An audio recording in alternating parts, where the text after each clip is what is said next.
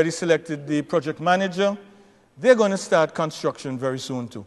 We hope that by the end of February, early March, they're going to begin constructing another state-of-the-art building. We've been working on it, but the money has been tight, and so it has slowed us up. But, Madam Speaker, we now see our way. And that's another project that's going to be starting. And so that's another 100 jobs that we're going to see. And this is not in the pipeline. This is coming out of the pipeline. Out of the pipeline. You see?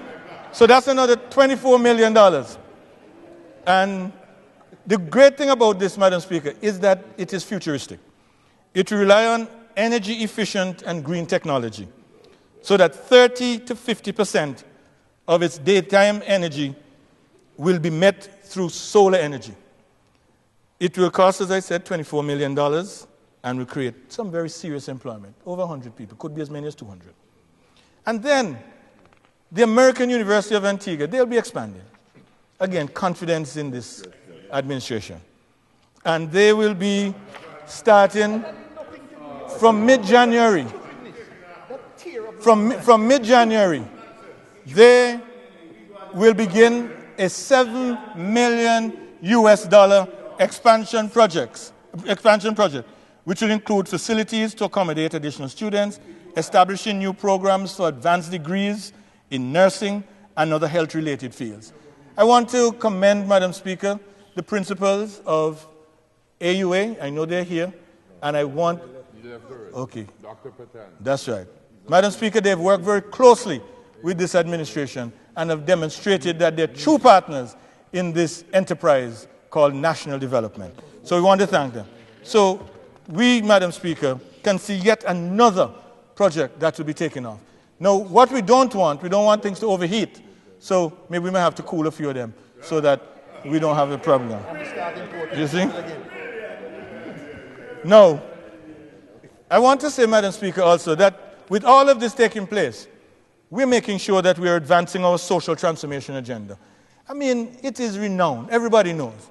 In terms of our agenda, which is so people-centered, that the programs that we've created for the benefit of the ordinary masses of Antigua and Barbuda, Madam Speaker, we are now advancing further to make it much more targeted, making sure that it is more efficient and that the taxpayers get better value for money.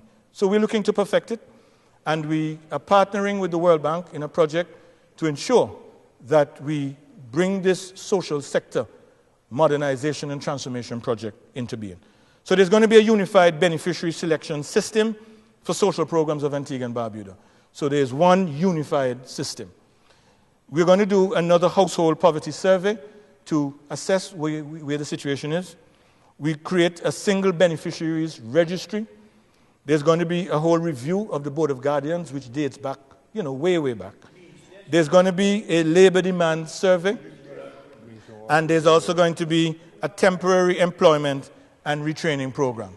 So that will be an opportunity for us to get some funding for a program that will involve retraining, retooling of persons so that we equip them better to go out into the world of work. We have the Labor Commissioner here, and he's been an integral part of this whole process. Now, I just want to say a word about Social Security. And first of all, in speaking about Social Security, Madam Speaker, the pensioners who today are not getting their pensions on time, every adult in Antigua and Barbuda owes them an apology. I'm saying that because, Madam Speaker, we today are the ones who are, in many cases, reaping the fruit of seeds that were planted a long time ago. And many of us, in some way or another, may have benefited. In 1973, the PLM administration established the Social Security Scheme. It was a far-sighted initiative. The opposition at the time walked out. I'm told that somebody actually tore up the order paper because he was moving from an old Providence Fund and they couldn't see the vision. But anyway, It was established in 1973. At that time, there were no pensioners. We had the first set of pensioners in 1976. In 1976, there were 16 pensioners. And over the years, pension payments have suffered. Between 1973 and 1976, and what I'm saying is fact, the PLM did not default on any payments. The PLM was fully compliant. I see Mr. Walter Armstrong in the public gallery, and he knows, he was there at that time.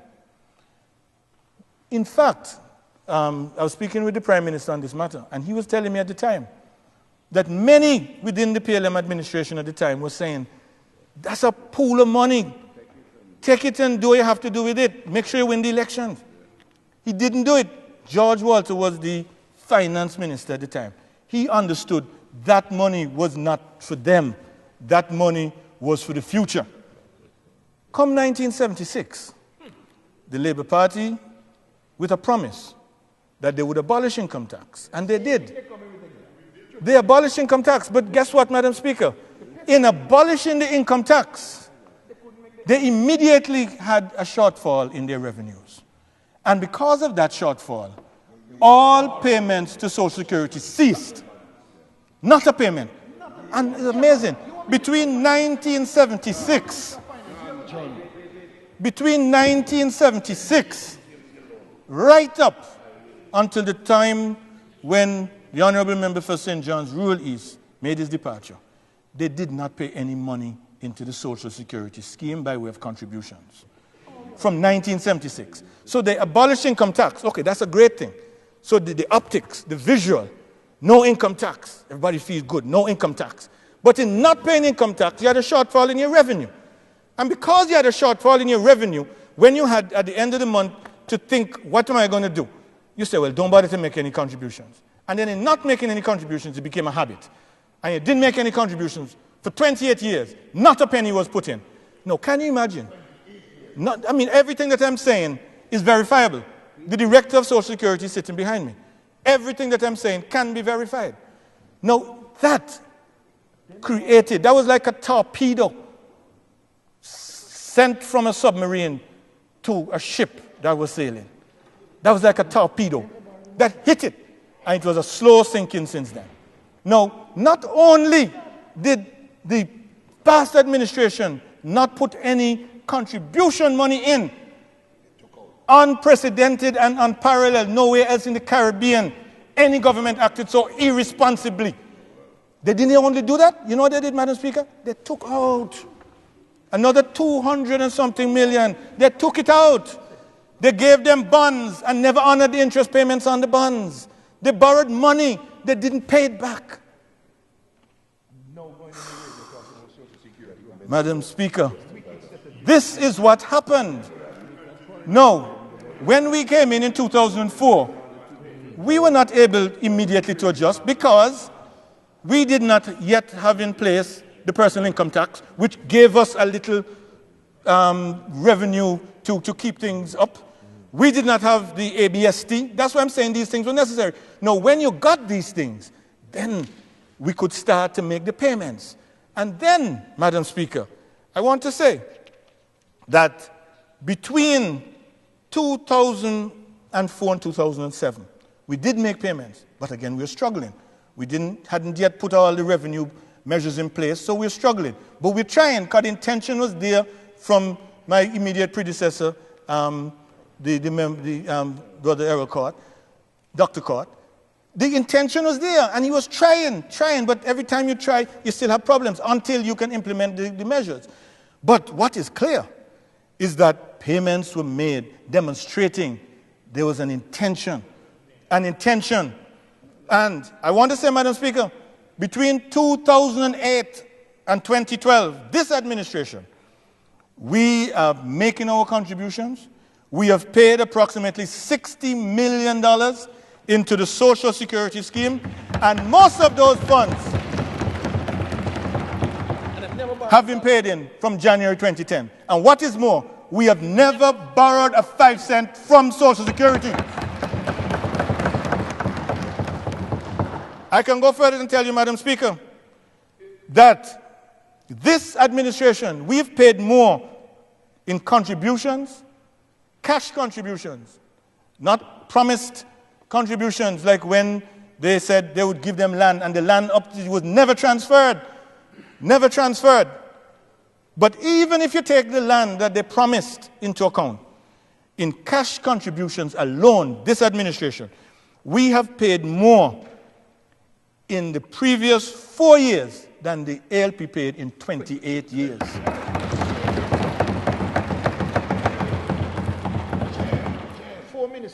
Just between 2008 and 2012, we have paid in more in those 4 years. And we're talking about at a time when you're going through a global economic crisis.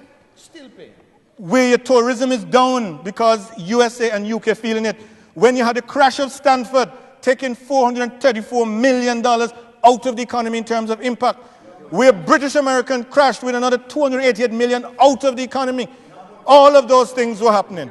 And in spite of that, we, in those difficult circumstances, paid in 4 years more than what the Labour Party were able to pay at a time when they were always vaunting the years of growth, years of prosperity, when the world economy was doing well. And for 28 years, and today, who's suffering? The pensioners are suffering. No. We also have to realize, Madam Speaker, that there are a number of things that we have to realize with respect to the scheme also, because of the kicking the can down the street syndrome. Many people do not want to take decisions that have to be taken. You take, for example, Madam Speaker, the pension age at Social Security today is 60. It's the lowest in the Caribbean because nobody wants to touch it. Nobody wants to raise it because somebody's going to say something and people are going to get afraid. So we have the lowest in the Caribbean. We are 60. You take a country like Barbuda, they're 67. Most of the countries are going to 65, but we don't want to touch it because we're afraid. When you talk about the contribution rate, our contribution rate is 8%. At 8%, it is also the lowest in the entire Caribbean. You take a country like Barbados again. It's 18%. That's their contribution rate. 18%. We're 8%. And even when we talk about raising it to 10%, you have people saying they're going to lead demonstration and all that sort of thing for that. We're at 8%. Barbados is at 18%. When you talk about the wage ceiling is $4,500. That's the second lowest in the Caribbean. And at $4,500, we are still way behind everybody else who have increased their wage ceiling. But if you talk about increasing the wage ceiling to $6,000 or $6,500, people threatening to demonstrate. Madam Speaker, what we continue to do when these difficult issues are faced, we kick the can down the road a little further, hoping to avoid the inevitable. And that is one of the problems. So we've had these two problems. One, the non-payment. And so while Social Security was honoring every single obligation that became due, whether it be age benefit or whichever, the main player in the game, the government, was not honoring its obligation. But I can say, Madam Speaker, that as we stand here today, we are paying our contribution $1.5 million every month. And because of the problems, we now have to find another $3 million every month to subsidize, to make things go right. Where did $3 million going to come from? That's why people get paid late. These are the real problems that we face. Another $3 million. And then we restructured the loan because the bond, in order to take advantage now and to put things in a proper perspective, what we did is that we bundled all the arrears that were due to Social Security, came up to 550 million EC dollars. We put that in a bond, and that bond is spread over 30 years. And with that 30-year bond, we're required to pay interest twice yearly on that. We have to find that money too. So every 6 months, Mrs. Dr. Gittins from the Treasury, the Accountant General, I think I have pressure, but she has pressure. She has to find that money to pay that interest, because if you don't pay, the bad will be even worse. The time now is whether or not we're going to say, don't touch it, keep it as it is, Because some people are going to get vexed, some people are going to demonstrate, some people are going to be so barefaced in light of these problems to look at this administration and say, we're the cause of what's happening to Social Security. Madam Speaker, they say anybody who speaks like that, they have more heart than a pack of cards. No. The cost of pensions, again, is going up. Going up. A few years ago, it was under $3 million. $3 million in terms of every month what Social Security has to find. Now it's over $6 million every month that they have to find. That money has to be found. Madam Speaker, these are the realities. And when people say that we've had 8 years, you cannot correct 28 years of sin with 8 years of good governance. You can't. The 28 years that they put, 28 years, Madam Speaker, because at the time, easy was the road. Easy was the road. Don't bother to put in any Social Security contribution. Nobody will see. But people will see no income tax. People will see no income tax, but nobody will see that you're not making contribution. And that has been one of the secrets that this administration has kept, which should never have kept. I don't know why people keep saying, why y'all insist all the time? Why y'all insist all the time? Because it's facts. You go down to Social Security today, and everything that I've said is actually factual. That 8 years that we've had, we started the process of fiscal consolidation, putting this country on the right track 8 years ago. But it can't be done in 8 years, especially when in that 8-year period, we've had to go through the worst economic crisis in nearly 100 years. Nearly the worst economic crisis in nearly 100 years as part of the aid. That is what we have done, Madam Speaker. And so, I just want to say, Madam Speaker, we have a number of other programs. We're going to be putting programs in place for the youth. Madam Speaker, we have a program we call the Youth Path. And that's the Youth Poverty Alleviation through Tourism and Heritage. I'm not going to go into it in any detail because obviously I want to move on. But the full document will be available. And you'll see this exciting program for our young people, the Youth Path. We also have the Young Entrepreneurs in Tourism Initiative. We have the Antigua and Barbuda Tourism Cadet Corps, which will be enhanced even further. We have the Corporate Tourism Internship Mentoring Program and the Excellence in Tourism Award Youth Project. All of these, Madam Speaker, these are programs aimed at bringing to our youth a sense of awareness, a sense of empowerment. That's what we're doing, Madam Speaker, because never forget that what we do today will not impact us as much as those who come down. In fact, as you will hear, what we're experiencing today is a result of what happened then. And what happens then will be what happens today. So we have to plant the seeds now, not for ourselves, because many of us looking to go to our Jesus soon. We have to plant the seeds now for our children and the generation that is coming behind us. That's what we have to do. And that's the foresight that is required. Madam Speaker, the budget projections for 2013 take into account all of these factors.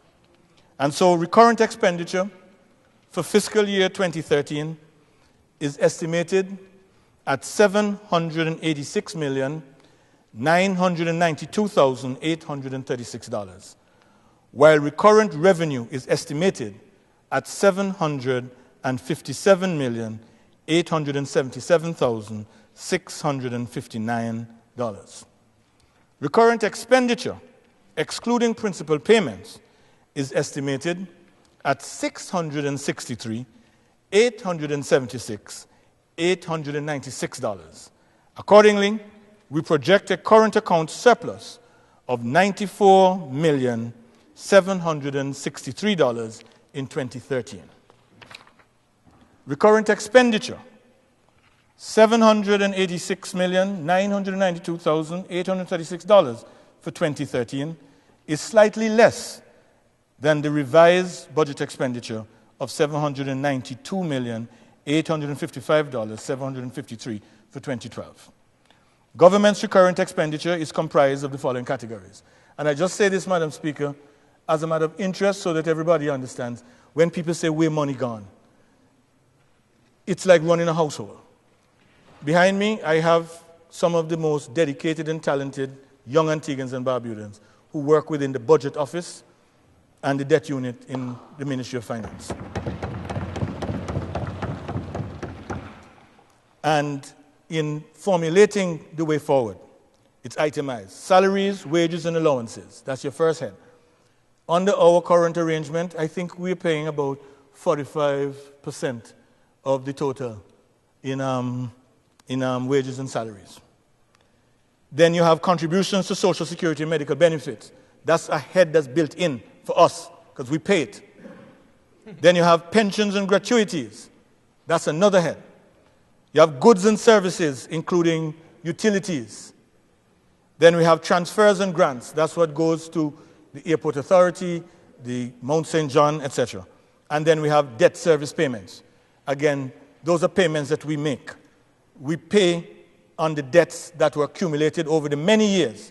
We have restructured them, we have restored credibility to this country, and we pay our debts. So when the end of the month comes, we look to see what funds we have, and we make sure that all of these headings are taken care of. Expenditure on salaries and wages is budgeted at $279 million.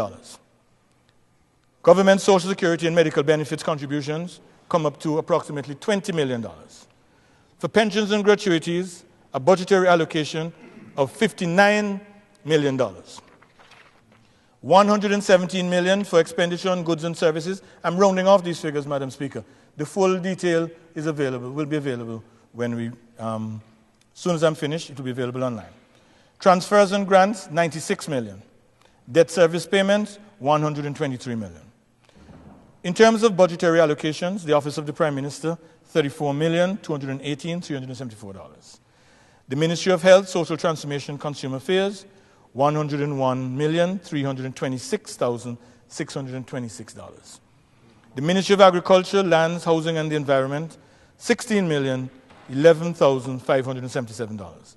Ministry of Tourism, Civil Aviation and Culture, $38,100,000. Ministry of National Security and Labor, $69,538,000. Ministry of Education, Sports, Youth and Gender Affairs, $84,446,000. Ministry of Works and Transport, $65,072,280, and an amount of $115 million for capital expenditure. We will intensify our capital works to include road works, refurbishing government buildings, and will implement capital projects in a number of ministries and in Barbuda. Amongst the major areas of capital investment will be money for the Electoral Commission. That will be $4.5 million to make sure that the re-registration process can proceed smoothly. New equipment will have to be ordered, and generally we'll have to make sure that we do not have any problems going forward. The Five Islands Secondary School will be $27 million. That will come via a grant from the Chinese government. Sorry, a loan from the Chinese government. The dredging of St. John's Harbor, which is $20.3 million EC dollars. Roadworks, including Barbuda, $23 million.